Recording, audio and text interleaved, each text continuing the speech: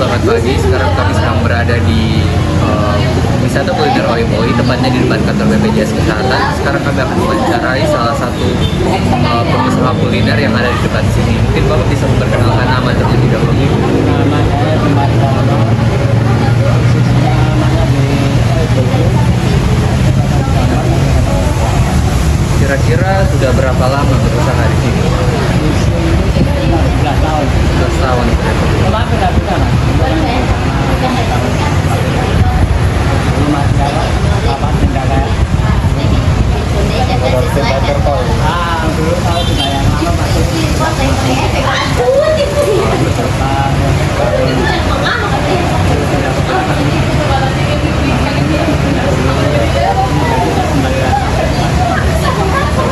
Kira-kira membuka usaha di sini kondisinya bagaimana dengan proses ini? Apakah aman atau ada kendala-kendala tertentu mungkin?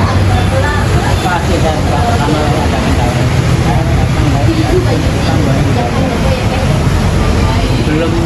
Belum kita apa karena itu kurang ya. Saya sering dipalak orang. Sering dipalak orang. Dulu tapi karena lama enggak rakyat ini kenal kemarin itu. Masih ada pemalakan dari oknum-oknum yang mengatasnamakan dulu ya. Ada pegawai juga ya. Dulu ngatasnamakan Instansi tertentu. Ini bayar ini.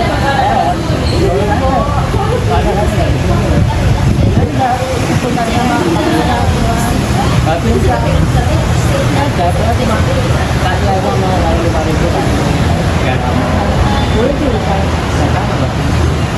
tapi kalau sudah setiap hari itu lain lagi. Aku sudah aman. Ya. Untuk tempat usaha di sini ini dibeli atau disewa? Sewa ke pemerintah. Pemerintah Pemprov. Pemprov punyanya pemerintah provinsi. Untuk UMKM ini apakah ada bantuan-bantuan atau pendataan dari pemerintah begitu yang diberikan kepada Bapak selama ini? Dulu ada selama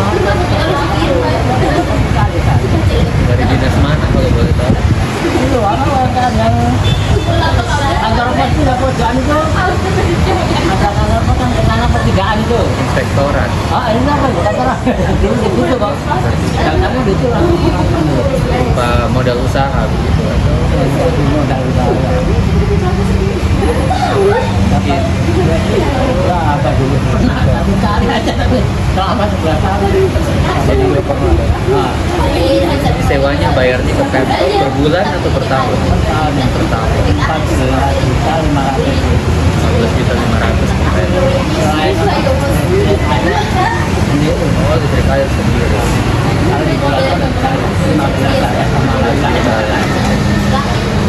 Mungkin untuk wawancaranya sekian. Terima kasih Pak sudah mau berkenan diwawancara.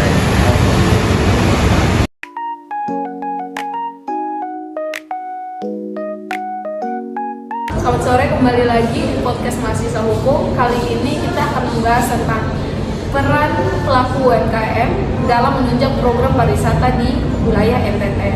Nah, kita tahu bahwa NTT itu dikenal dengan berbagai macam pariwisatanya dari Labuan Bajo hingga tempat-tempat lainnya. Nah, kira-kira bukan hanya sebagai penunjang pariwisata, tentu ada kulinernya yang sangat menarik. Oleh karena itu, kali ini kita akan membahas secara spesifik terkait sisi hukumnya, di mana terkait program, aturan, regulasi dari pemerintah daerah di NTT dalam mengatur berbagai macam program pariwisata, terkhususnya di bagian kuliner. Nah, dalam membahas hal ini, tentu saja saya tidak akan membahas secara sendiri. Di sini berdiri bersama saya ada para narasumber dari mahasiswa hukum, yakni ada Kak Alfa, Kak Cika, dan Kak Samuel yang akan membantu dalam mengupas topik kali ini. Mungkin kita mulai saja. Saya akan bertanya terlebih dahulu kepada Kak Cika ya. Kira-kira kewenangan apa yang diberikan oleh undang-undang, karena kita mahasiswa hukum ya, diberikan oleh undang-undang atau ditujukan oleh undang-undang kepada pemerintah untuk meregulasi atau mengatur segala program yang berkaitan dengan pariwisata. Ini di dimulai secara umum dulu ya teman-teman. Kita tidak akan langsung lompat ke pemerintah daerah atau kabupaten khususnya. Ini pemerintah secara general. Mungkin kita bisa Oke, jadi saya akan membahas mengenai kebijakan peraturan kepariwisataan. Nah, jadi aktivitas pariwisata ini mulai berkembang di Indonesia sejak berlakunya Undang-Undang Nomor 9 Tahun 1960 tentang kepariwisataan. Nah, undang-undang ini dengan tujuan untuk dia mengelola potensi wisata yang belum tergarap dengan baik. Nah, jadi undang-undang ini membuat Indonesia dikenal oleh negara-negara bahwa Indonesia ini punya warisan yang banyak, punya wisata yang beragam. Namun dalam hal itu masih ada perbandingan di antara wisatawan mancanegara yang datang ke Indonesia dan juga pendapatan wisata dalam sini masih belum optimal. Oleh karena itu diperbaharuilah peraturan perundang-undangan ini dengan Undang-Undang Nomor 10 Tahun 2009 tentang kepariwisataan ini dengan guna mewujudkan bahwa negara Indonesia ini adalah negara kesejahteraan yang dilihat melalui sektor kepariwisataan. Nah, aturan ini dia melingkup pengelolaan dan pemanfaatan potensi-potensi pariwisata. Jadi begitu ya ternyata untuk kewenangan yang diberikan undang-undang untuk pemerintah terkait pariwisata ini. Nah, kira-kira tadi kan sempat dikatakan oleh Kak Cika bahwa ada tujuannya yaitu ini mengenalkan Indonesia sebagai tempat pariwisata supaya mengenalkan di dunia bahwa Indonesia ini orang pariwisata banget nih. Nah, tapi tadi sempat di-mention cuma tujuannya saja. Mungkin lebih konkretnya itu bisa lebih dijelaskan terkait fungsi bahkan prinsip-prinsip dasar yang ada dalam undang-undang tersebut terkait pariwisata. Mungkin nanti Kak Cika bisa bantu jawabnya. Ya, betul sekali. Jadi ada asas atau prinsip, terus juga ada fungsinya. Nanti saya akan menyebutkan asas-asasnya dulu. Sebelumnya asas ini diatur dalam pasal 2 undang-undang yang tadi setelah saya jelaskan bahwa Undang-Undang Nomor 10 Tahun 2009. Jadi asas ini ada 11. Yang pertama itu asas berkaitan dengan manfaat, yang kedua kekeluargaan, yang ketiga adil dan merata, yang keempat keseimbangan, yang kelima kemandirian, yang keenam kelestarian, ketujuh partisipatif, 8 keberlanjutan, lalu berikut demokratis, yang ke-10 kesejahteraan, dan juga yang ke-11 adalah kesatuan. Dan itu adalah asas-asas atau prinsip-prinsipnya yang diatur dalam pasal 2 tadi. Nah, sedangkan fungsinya ini diatur dalam pasal 3 Gladys. Jadi fungsinya ini dibagi atas fungsi bagi wisatawan, fungsi bagi pemerintah, dan juga fungsi bagi rakyat. Nah, fungsi bagi wisatawan ini apa saja sih? Ada ada kebutuhan jasmani, rohani, dan juga intelektualnya terpenuhi. Lalu ada dari pemerintah, fungsi untuk pemerintah yaitu meningkatnya pendapatan negara. Nah, kalau untuk rakyat itu ada kesejahteraan rakyat. Wah, jadi teman-teman sekarang kita udah tahu nih kira-kira dari penjelasan Kak Cika itu sedikitnya saya rangkum tadi dari kewenangan yang ditujukan oleh peraturan perundang-undangan, ada perubahannya, bahkan tadi ada tujuannya dan juga ada fungsinya, bahkan asasnya ada 15. Itu cukup banyak ya teman-teman ya. Wah, dari itu mungkin kita akan lebih mengecilkan di bagian pemerintahan yang lebih spesifik, yaitu daerah. Daerah ini kan ada terbagi atas 2, desa dan kota atau kabupaten kan. Nah, mungkin teman-teman bisa menjelaskan terkait kewenangan pemerintahan daerah dalam 2 bagian ini. Mungkin nanti Kak Alfa bisa bantu menjelaskannya terkait kewenangan mereka dalam program pariwisata atau dalam bagian kepariwisataan ini. Mungkin Kak Alfa bisa jelaskan sekarang. Ya, baik. Jadi sebelum kita masuk soal apa itu kewenangan, baik kewenangan pemerintah desa, pemerintah kota, atau pemerintah kabupaten, tentunya kita patut mengetahui dulu pengertiannya. Nah, pengertian dari desa ini sebenarnya apa sih? Pengertian dari desa adalah suatu wilayah yang ditempati oleh sejumlah penduduk sebagai kesatuan masyarakat, termasuk di dalamnya kesatuan masyarakat hukum yang mempunyai organisasi pemerintahan terendah langsung di bawah camat dan berhak menyelenggarakan rumah tangganya sendiri dalam Ikatan Negara Kesatuan Republik Indonesia. Jadi dari pengertiannya dapat disimpulkan bahwa desa ini adalah suatu wilayah yang ditempati oleh suatu kesatuan masyarakat hukum. Nah, setelah kita mengetahui pengertian dari desa, sekarang kita masuk ke kira-kira kewenangan apa sih yang diberikan oleh pemerintah kabupaten atau pemerintah kota kepada desa untuk mengurus urusan-urusan ini sendiri. Nah, Kewenangan pemerintahan yang menjadi kewenangan kabupaten kota yang diserahkan pengaturannya kepada desa adalah urusan pemerintahan yang secara langsung dapat meningkatkan pelayanan dan pemberdayaan masyarakat. Jadi disclaimer dulu bahwa tidak semua urusan diserahkan oleh pemerintah kabupaten kota kepada pemerintahan desa, tapi urusan-urusannya yang diserahkan kepada pemerintahan desa biasanya sifatnya lebih spesifik terhadap urusan-urusan yang dapat berefek langsung kepada kehidupan di desa tersebut, misalnya berkaitan dengan pemberdayaan masyarakat, bagaimana partisipasi masyarakat desa dalam pembangunan, bagaimana memanfaatkan potensi pariwisata yang ada, dan lain sebagainya. Baik, tadi yang dijelaskan oleh Kak Alfa, ternyata kewenangan desa itu cuma terbatas, yaitu cuma terkait misalnya dari pemberdayaan masyarakat dan lain-lain lah intinya. Mungkin lebih bisa dijelaskan sedikit terkait kewenangan desa itu supaya lebih konkret lagi, karena kalau yang tadi saya dengar itu masih terlalu umum, masih terlalu general. Mungkin Kak Alfa bisa bantu untuk menjelaskan lagi. Nah baik, jadi kan tadi penjelasannya memang hanya secara general saja tentang kewenangan yang diberikan oleh pemerintah kabupaten kota kepada pemerintah desa. Jadi dapat disimpulkan dari penjelasan tadi bahwa ternyata tidak semua kewenangan diberikan semata-mata kepada pemerintahan desa, tetapi hanya kewenangan-kewenangan yang dapat mendorong pemberdayaan masyarakat desa saja. Nah, untuk kewenangan pemerintah di desa yang lebih khususnya, ini ada terbagi dalam 4 bagian.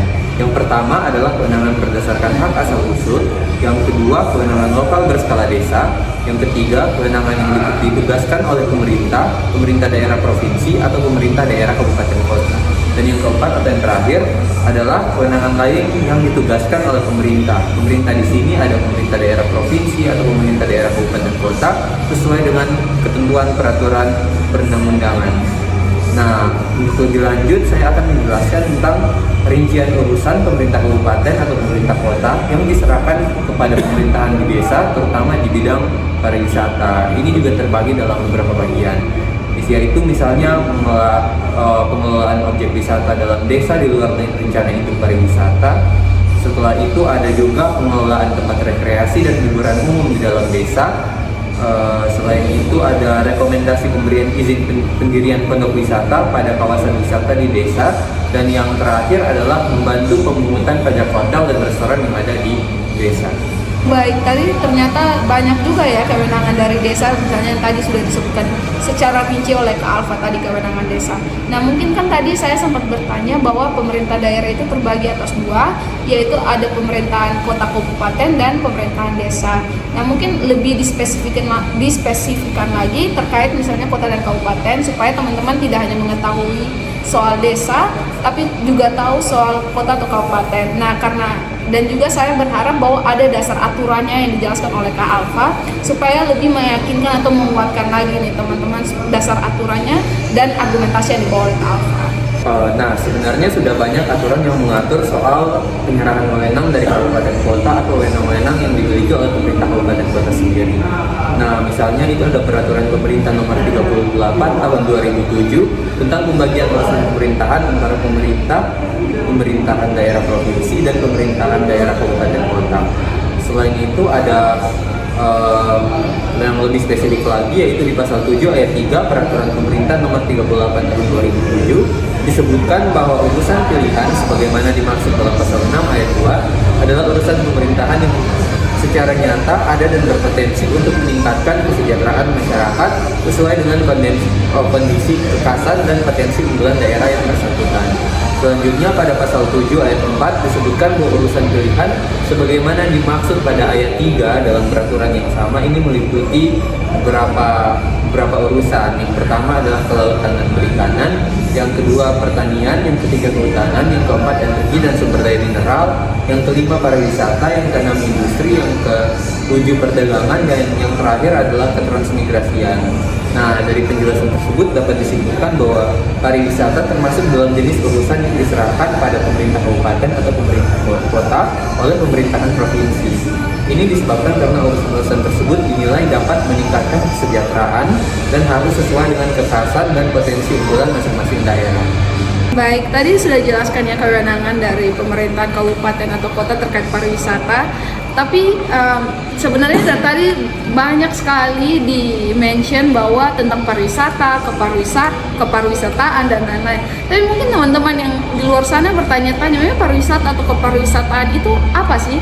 Karena dari tadi belum sempat dijelaskan oleh narasumber-narasumber kita. Mungkin nanti bisa dibantu supaya lebih mencerahkan lagi di pikiran apa sih yang dimaksud dengan pariwisata dan keparwisataan. Misalnya menurut undang-undang, dari sudut pandang undang-undang dan lain-lain. Mungkin saya bertanya lagi yang nomor 2 nih. Ini supaya sekalian aja sih. Dari tadi kan ada kewenangan pemerintahan pusat dan daerah. Nah, kira-kira adakah kolaborasi antara keduanya? Karena kan kita tahu bahwa kita itu menganut sistem yang tidak bisa terlepas pastinya ada hubungan antara pemerintahan pusat dan daerah. Nah, mungkin teman-teman bisa jelaskan kolaborasi kewenangannya di bidang pariwisata antara pemerintahan pusat dan daerah itu apa? Oke. Nah, dalam pasal 1 angka 3 Undang-Undang Kepariwisataan bahwa pariwisata adalah berbagai macam kegiatan wisata dan didukung berbagai fasilitas serta layanan yang disediakan oleh masyarakat, pengusaha, pemerintah dan pemerintah daerah. Dalam pasal 1 angka 1 Peraturan Pemerintah Nomor 50 Tahun 2011 tentang Rencana Induk Pembangunan Kepariwisataan Nasional. Kepariwisataan adalah keseluruhan kegiatan yang terkait dengan pariwisata dan bersifat multidimensi serta multidisiplin yang muncul sebagai wujud kebutuhan setiap orang dan negara, serta interaksi antara wisatawan dan masyarakat setempat, sesama wisatawan, pemerintah daerah dan pengusaha. Ternyata itu ya definisi dari pariwisata dan keparwisataan menurut undang-undang. Nah, mungkin bisa dijelaskan dong tentang tadi yang kolaborasi kewenangan, titik temunya di mana? Kalau tidak salah ingat sih ada program yang bukan program sih, kayaknya kebijakan ya, kalau tidak salah yang namanya Riparnas. Mungkin nanti bantu dikoreksi kalau salah ya. Mungkin bisa dijelaskan apa sih itu kalau saya tidak salah dengar ya, itu antara kolaborasi antara pemerintahan daerah dan pusat itu titik temunya di situ. Mungkin nanti Kak Samuel bisa jelaskan. Baik, Riparnas sendiri itu adalah Rencana Induk Pembangunan Kepariwisataan Nasional yang sebelumnya disebut dengan Riparnas. Adalah dokumen perencanaan pembangunan kepariwisataan nasional untuk periode 15 tahun, terhitung sejak tahun 2010 sampai dengan tahun 2025 untuk sektor pariwisata.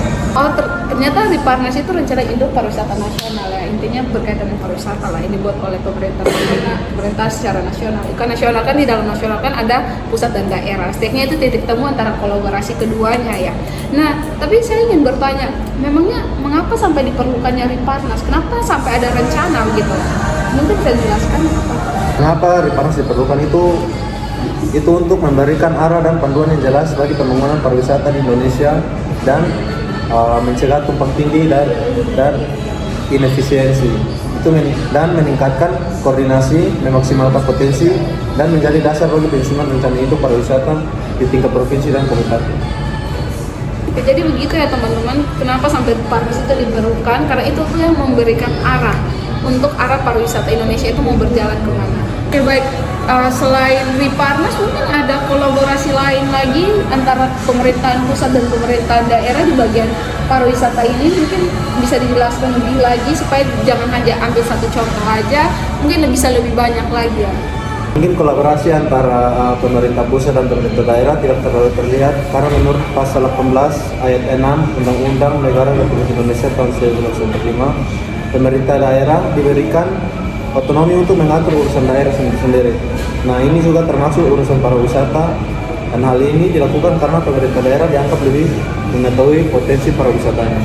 Ternyata walaupun tidak terlalu terlihat kolaborasinya, hal ini mungkin dikarenakan tadi pelimpahan wewenang tadi dari pemerintah pusat kepada daerah untuk mengurus urusan rumah tangganya masing-masing, khususnya di bagian pariwisata. Nah, mungkin kita akan lanjut ke bagian yang lebih pragmatis atau lebih spesifik, itu yaitu kita akan diimitasi di daerah NTT.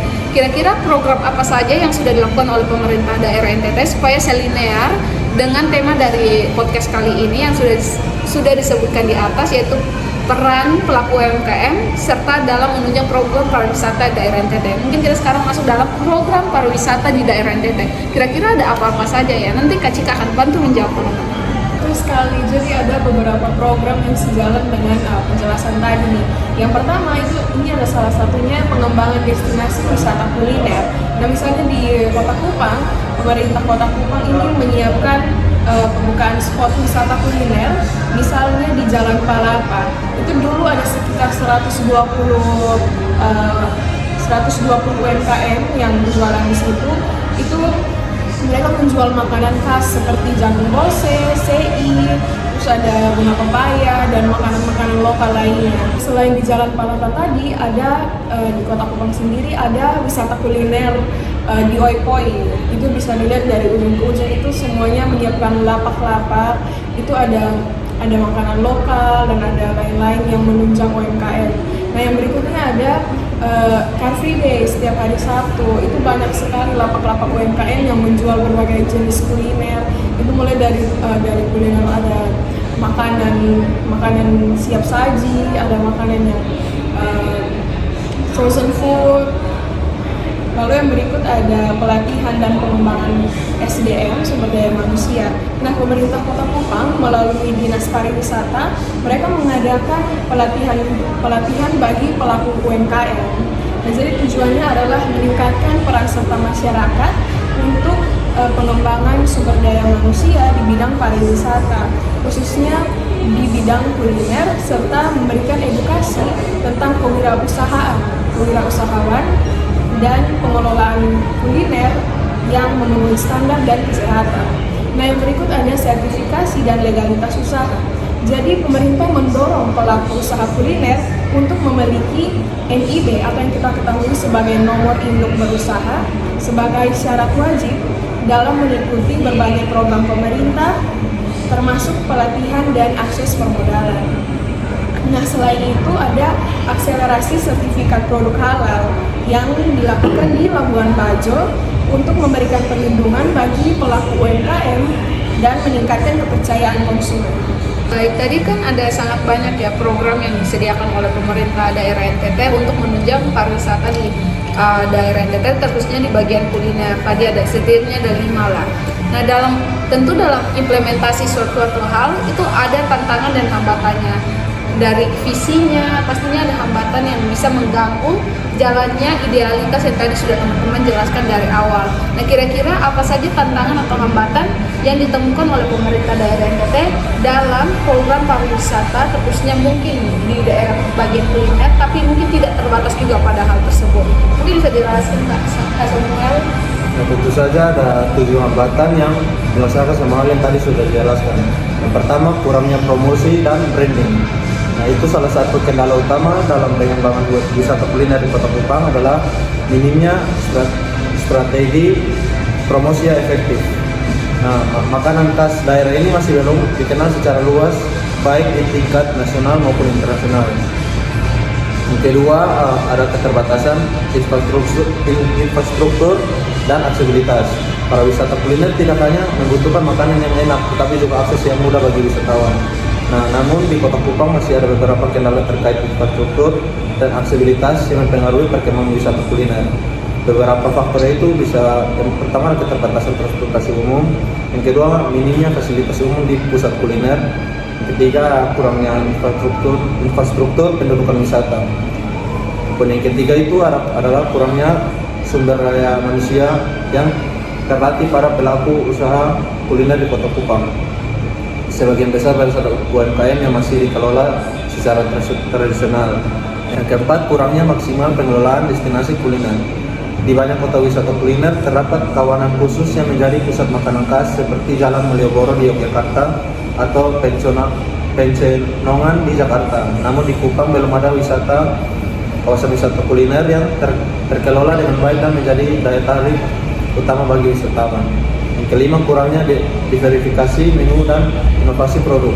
Meskipun Kupang memiliki makanan khas seperti sei dan jagung bose, variasi menu yang tersedia masih terbatas. Banyak wisata yang masih mencari pengalaman kuliner yang berbeda dan tempat asal mereka, sehingga inovasi dalam penyajian dan rasa menjadi faktor penting. Oke, baik. Tadi ada setidaknya ada 5 hambatan yang diberikan Kak Samuel, penjelasan dari Kak Samuel. Mungkin tadi kan disebutkan 7. Nah, kira-kira siapa nih yang mau menjelaskan lebih lanjut sisa 2-nya? Oh, Kak Alfa ya? Kak Alfa mau ya? Oke, Kak Alfa. Selain terdapat 5 hambatan tersebut, ternyata masih ada beberapa hambatan yang dihadapi oleh pelaku UMKM di bidang kuliner di Kota Kupang ini. Misalnya yaitu isu kebersihan dan keamanan pangan. Banyak usaha kuliner di Kupang masih belum menerapkan standar kebersihan yang tinggi. Hal ini bisa menjadi faktor penghambat bagi wisatawan yang mengutamakan higienitas makanan dalam makanan yang mereka konsumsi. Nah, hal ini disebabkan karena beberapa alasan, misalnya kurangnya pengawasan terhadap kebersihan makanan, karena ini tidak semua tempat makan di Kota Kupang memiliki sertifikasi atau inspeksi rutin mengenai kebersihan dan keamanan pangan. Dan yang kedua yaitu kurangnya fasilitas pengelolaan limbah. Beberapa pusat kuliner menghasilkan banyak limbah makanan tanpa sistem pengelolaan yang baik, yang dapat mencemari lingkungan sekitar.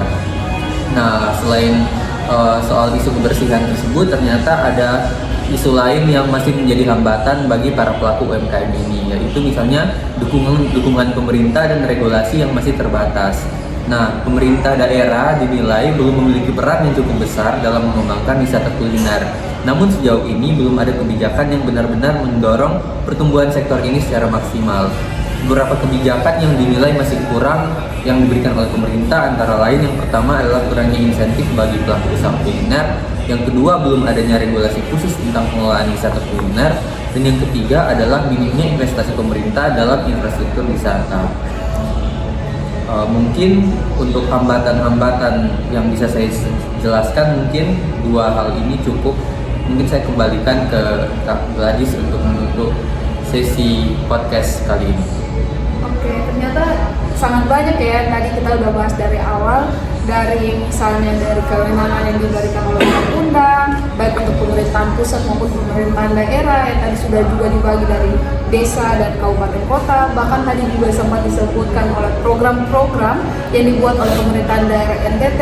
Bahkan sampai tantangan dan hambatan juga. Wah, sangat banyak ya. Tadi saya dengar tantangan dan hambatannya, baik dari kebersihan, bahkan dukungan yang diberikan oleh pemerintah daerah, ataupun tadi misalnya kurang variasi aja makanan-makanan atau kuliner di NTT, makanya kurang menarik pariwisata. Mungkin hal ini bisa jadi saran atau masukan untuk pemerintahan daerah supaya lebih lagi memperhatikan kuliner NTT, karena kita tahu bersama bahwa pariwisata ini tuh jadi tulang punggung banget di NTT, misalnya di Labuan Bajo atau apapun. Jadi mungkin akan sangat baik kalau kulinernya juga menunjang hal tersebut supaya lebih banyak lagi pemasukan ekonomi di daerah NTT, karena kesejahteraan UMKM juga akan sangat menunjang kesejahteraan masyarakat NTT lainnya. Nah, mungkin sekian dari kami, karena saya rasa sudah sangat jelas ya yang dibahas oleh narasumber kami terkait tema dari podcast kami kali ini, yaitu peran UMKM dalam menunjang program pariwisata daerah NTT. Mungkin sekian dan terima kasih. Selamat tinggal.